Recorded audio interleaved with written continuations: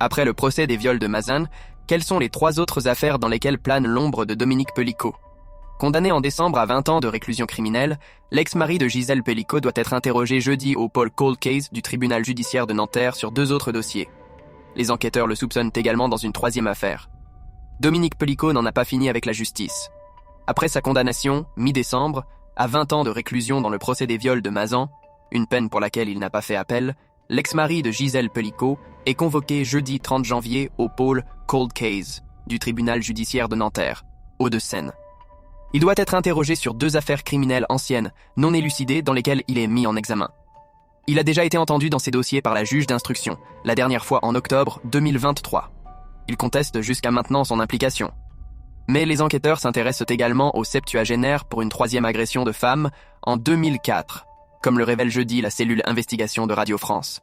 Le viol et le meurtre de Sophie Narme, 23 ans, en 1991. La première affaire dans laquelle Dominique Pellicot est soupçonné remonte au 4 décembre 1991. Ce jour-là, aux alentours de 10h, l'agente immobilière Sophie Narme, 23 ans, a rendez-vous avec un client qui se fait appeler Monsieur Dubost pour lui faire visiter un appartement, rue Manin, dans le 19 arrondissement de Paris. Elle ne donne plus de nouvelles de la journée. Vers 21h30, son employeur, alerté par les parents inquiets de la jeune femme, se rend sur les lieux. La jeune femme gît face contre terre, sur le ventre.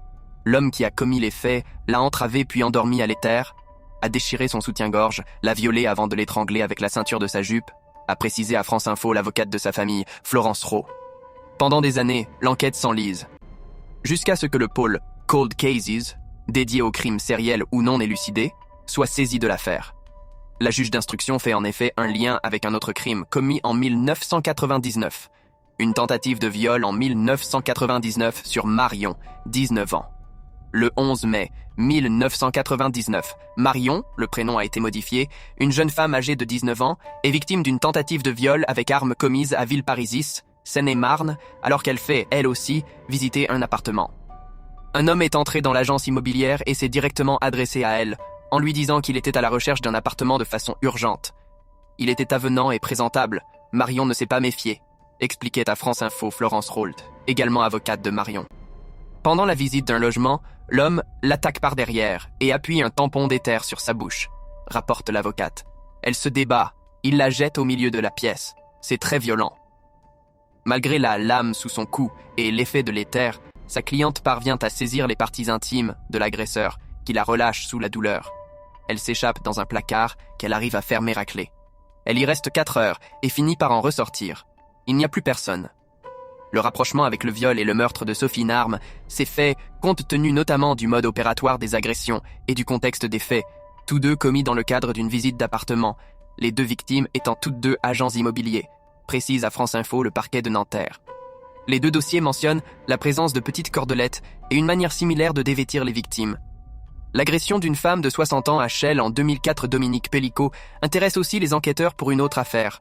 L'agression d'une femme à Chelles, Seine-et-Marne, en 2004, comme l'a révélé la cellule investigation de Radio France jeudi. Cette année-là, cette femme reçoit dans son agence immobilière, là encore, un client venu se renseigner pour un appartement. Au bout d'un moment, l'homme l'agresse en sortant un couteau qu'il place sur son cou, avant de lui mettre un morceau de tissu devant la bouche en lui demandant de respirer, selon les premiers éléments récoltés par la brigade criminelle, consultés par la cellule investigation de Radio France. La victime de 60 ans est sauvée par un passant qui voit la scène et frappe à la vitre de l'agence, faisant fuir l'agresseur. Dans son témoignage, la femme a fait une description physique qui ne correspond pas forcément à Dominique Pellicot, sauf que des similitudes importantes ont été pointées par un logiciel de la police avec la tentative de viol de Marion. Dominique Pellicot ne sera toutefois pas entendu jeudi sur cette 3e affaire, n'étant pas formellement mise en cause à ce stade.